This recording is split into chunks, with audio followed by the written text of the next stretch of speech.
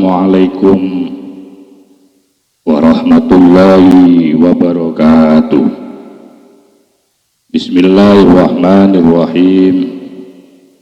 Alhamdulillahil qail nun wal qalami wa ma yasturun ma anta bi ni'mati rabbika bimajnun. Qala al muallif rahimahullah ta'ala wa nafa'na bihi wa bi ulumihi wa bi anwarihi wa bi asrarihi wa bi barakatihi fid dharaini amin. Alhamdulillah, mari kita lanjutkan kajian kitab Iqadul Imam, di mana saat ini kita sampai pada kata mutiara yang ke-155. Untuk itu mohon disimak, dikaji, ditelaah dari kitab yang Anda miliki. Bismillahirrahmanirrahim. Al-mu'minu idza mudiha istahya minallahi ayyusna alaihi biwasfin la yashhaduhu min nafsihi. Al-mu'minu adapun orang mukmin, idza mudiha apabila dipuji, diberikan apresiasi. Siapa mukmin itu istahya pasti. Kalau orang mukmin sejati itu istahya pasti malu. Siapa mukmin? Minallahi kepada Allah ayyusna akan diberikan pujian alaihi atas mukmin. Biwasfin dengan sifat. La yashhadu yang tidak menyaksikan siapa mukmin hu akan sifat min nafsihi terhadap atau dari dirinya mukmin. Artinya bahwa orang mukmin sejati itu apabila diri orang mukmin itu dipuji, diberikan apresiasi atas sesuatu dari kelebihan seorang mukmin itu, maka pasti orang mukmin itu akan malu kepada Allah atas pujian-pujian itu. Pasti itu malu. Lebih-lebih ketika yang dipujikan, yang menjadikan sumber pujian temannya, koleganya itu karena adanya sifat sesuatu kebaikan, kesolehan yang ada pada dirinya. Padahal orang mukmin sejati itu la yasyhadu, tidak pernah merasa menyaksikan, tidak pernah merasa melakukan hu akan sifat min nafsihi yang bersumber dari dirinya.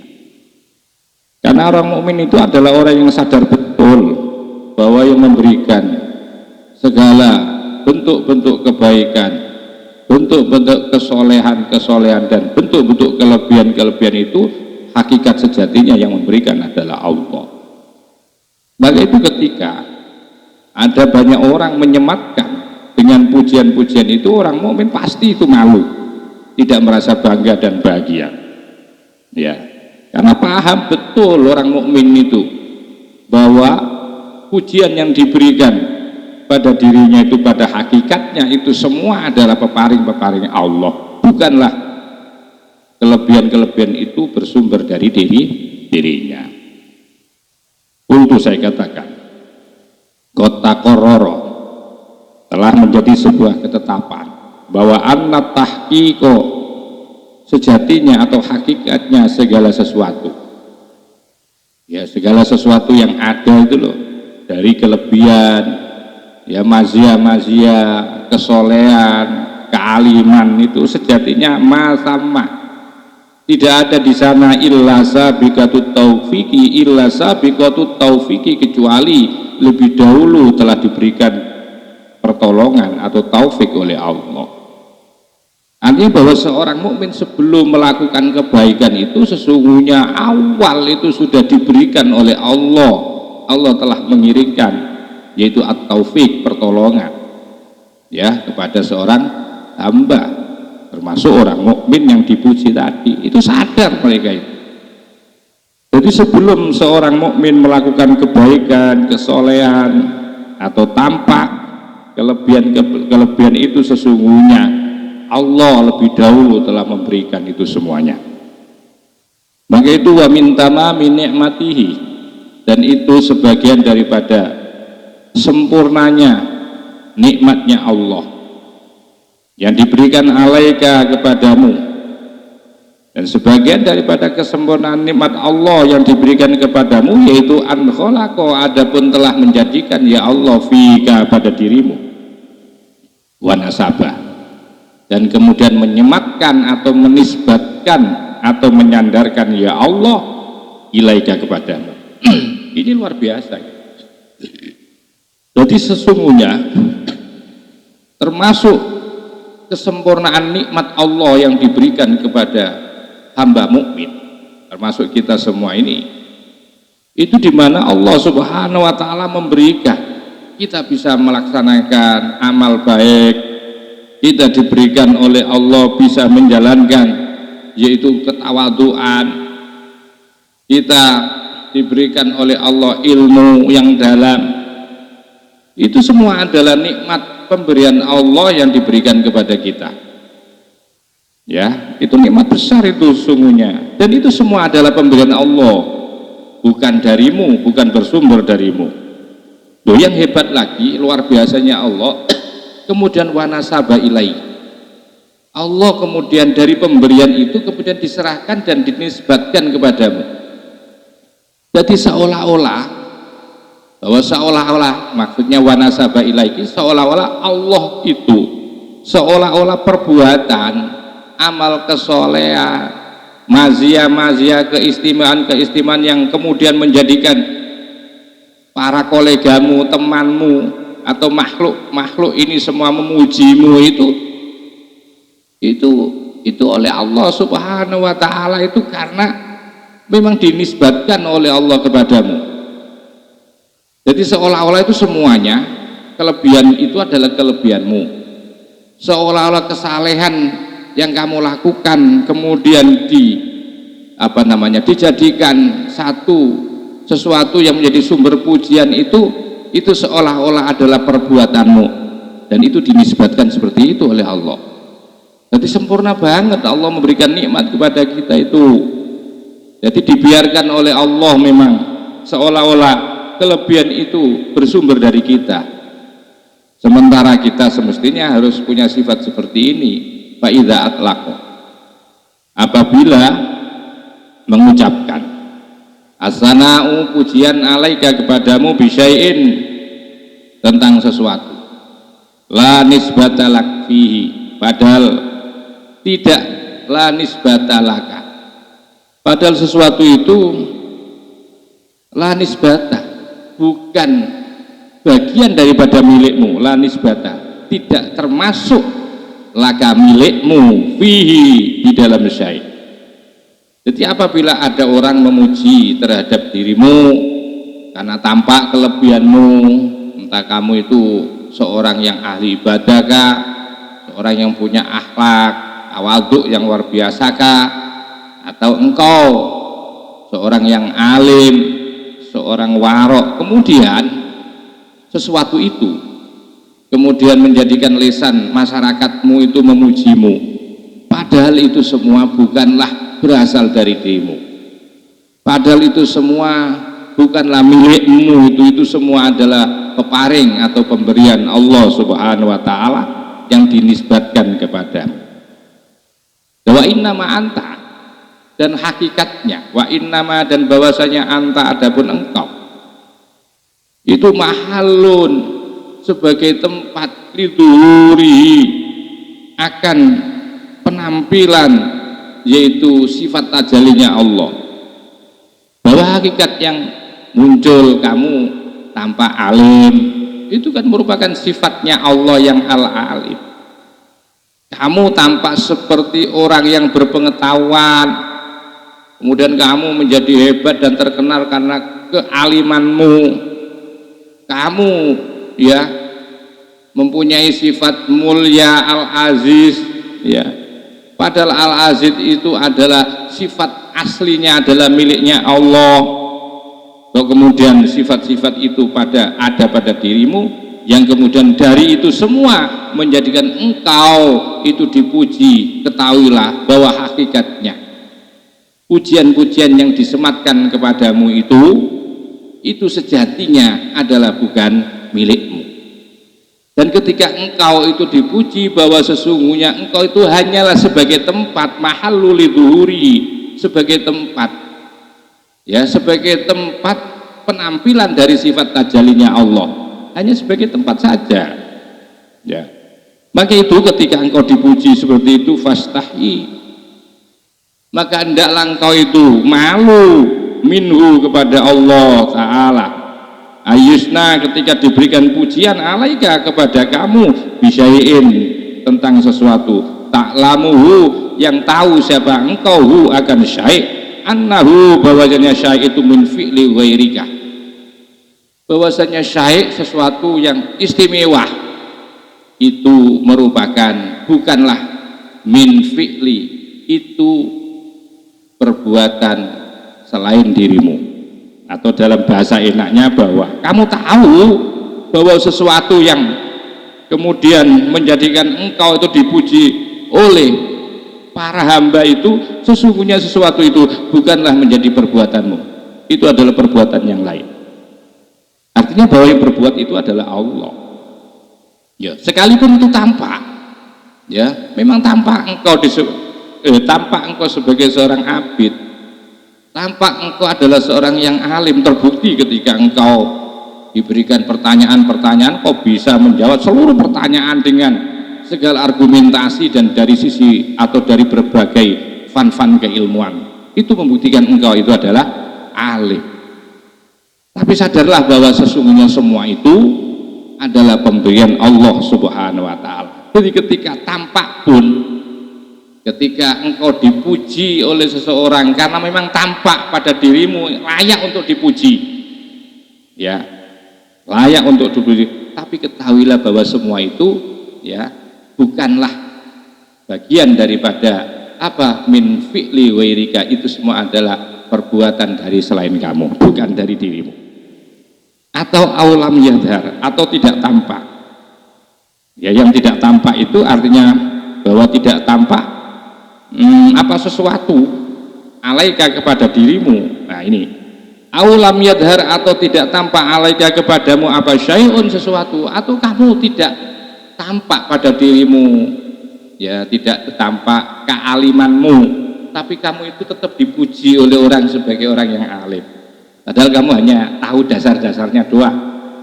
Atau kamu tidak tampak bahwa kamu itu benar-benar sebagai seorang hamba yang sejati, ya, tidak tampak itu, ya, tampak itu hanyalah di tampilan-tampilan publik saja, sementara sejatinya itu tidak ada. Nah, andaikan baik tampak ataupun tidak tampak, ya, baik tampak kelebihanmu, tampak, ataupun tidak tampak, tapi dari situ kemudian melahirkan kamu bisa dipuji oleh orang. Tidak tampak pun kamu hanya sekedar hanya bisa sedikit aja, artinya itu tidak tampak. Kealimanmu itu hanya masih belum sampai disebut orang alim, tapi masyarakatmu sudah menyebutmu alim, padahal kamu hanya tahu di permukaan saja. Itu artinya bahwa tidak tampak padamu sesuatu yang istimewa, tapi tetap oleh masyarakatmu, oleh temanmu, oleh kolegamu, kamu itu tetap dipuji umpamanya. Padahal aulam yadhar, tidaklah tampak alaika kepadamu syai'un, sesuatu minhu, daripada syai', aslan sama sekali tidak tampak, tapi engkau tetap dipuji umpamanya. Andaikan seperti itu, fa'in mutihta, nah ini fa'in mutihta, maka jika kamu dipuji bisyai'in, dengan sesuatu zaidin yang berlebih, kalau memang kamu dipuji, ya, karena memang adanya sesuatu yang berlebih, artinya kamu punya kelebihan, alama dhuharo, alama atas sesuatu, dhuharo yang tampak, apa mafika pada dirimu.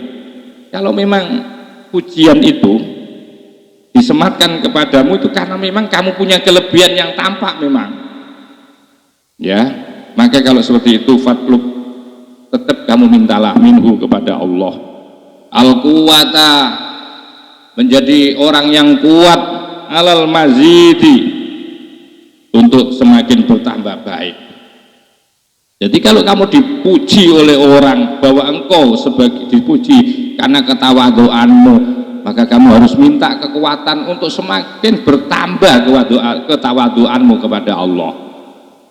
Kalau yang tampak engkau adalah orang yang ahli ibadah, ya, kemudian dari situ kemudian engkau dipuji oleh teman-temanmu, oleh makhluk, oleh hamba ini, maka di saat seperti itu kamu mintalah kekuatan kepada Allah agar supaya Allah melebihkan dari pujian-pujian mereka, semakin menjadi orang yang tawadhu, semakin menjadi orang yang ahli ibadah, semakin menjadi orang yang alim, ya.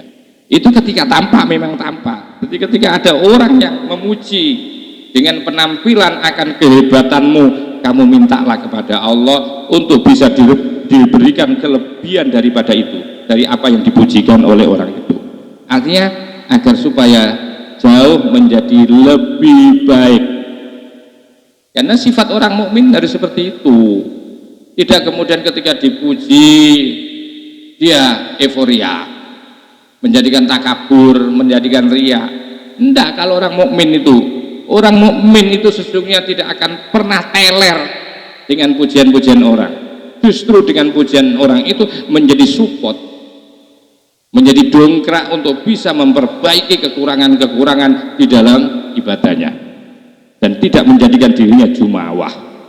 Fa inna rabbaka, maka sesungguhnya Tuhanmu itu fa'alun, yang banyak mengerjakan, zat yang banyak ngakeh no perbuatan, lima terhadap sesuatu yuridu yang diinginkan oleh Allah. Maka itu wala yadurruka madhuka, wala yadurruka, dan tidak membahayakanmu apa madhuka, pujian kepadamu, bima, dengan sesuatu taf'alu yang kamu mengerjakan, yang kamu kerjakan, ilam taksud, jika kamu tidak bertujuan at-ta'arrudho, yaitu mencari lil madhi, terhadap pujian.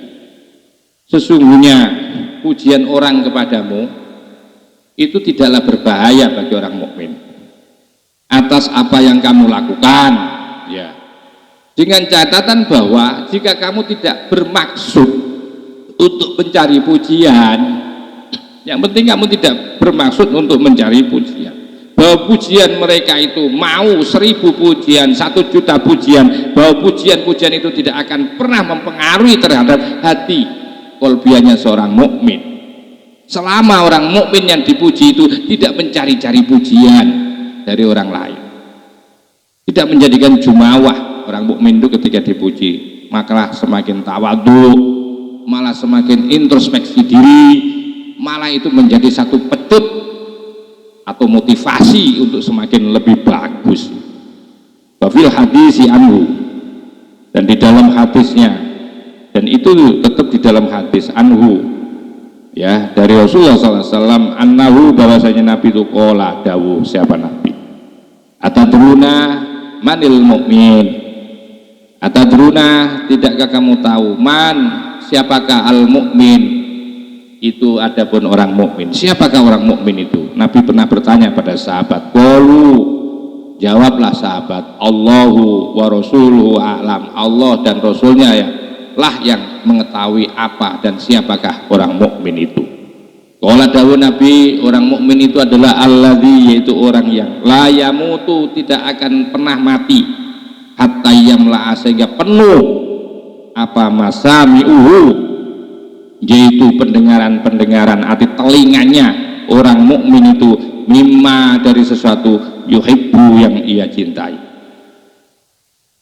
Jadi orang mukmin itu adalah orang mukmin yang tidak akan pernah mati sampai penuh, ya.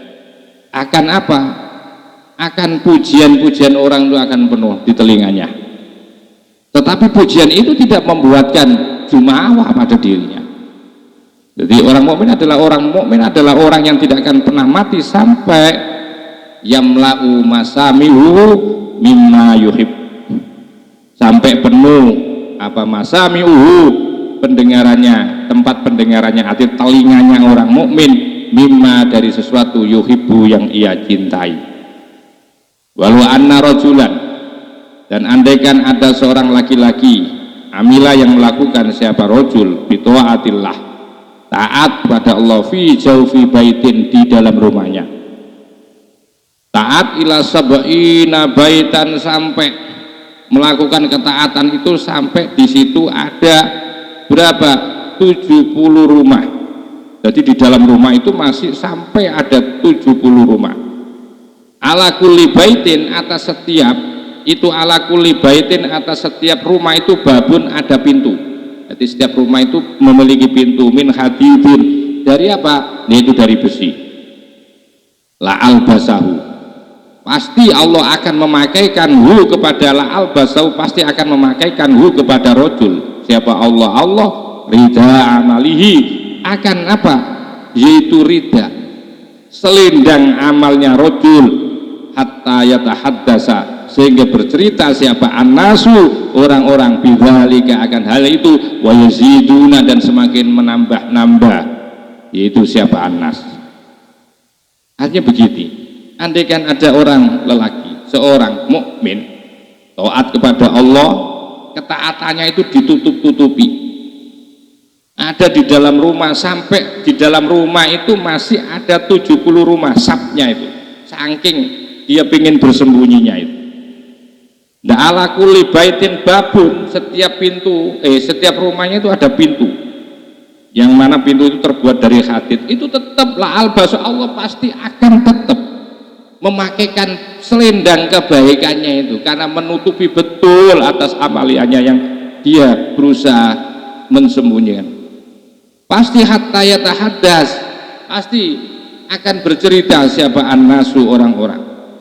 Jadi pakaian itu, pakaian amal kebaikan yang ditutupi itu pasti oleh Allah nanti akan dibuka, sehingga orang-orang itu hatta yatahaddas, sampai yatahaddasu, bercerita siapa annasu, orang, bidzalika akan amalia itu. Jadi andaikan ada orang mukmin menyembunyikan amalnya sampai tidak diketahui oleh siapapun, pasti amal itu akan dibuka biak oleh Allah.